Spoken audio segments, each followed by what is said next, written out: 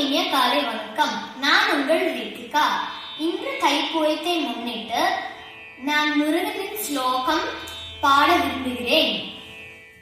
வேல் முருகையா வேல் முருகையா வேதனை நீக்கிடும் வேல் முருகையா வேல் முருகையா வேல் முருகையா வேதனை நீக்கிடும் வேல் முருகையா வல்வினை சூழ்வதை பார் முருகையா வல்வினை சூழ்வதை பார் முருகையா நேராக வந்தனையாள் முருகையா சோதனை போதுமே வேல் முருகையா சேதனை காத்திட வா முருகையா வேல் முருகையா வேல் முருகையா வேதனை நீக்கிடும் வேல் முருகையா.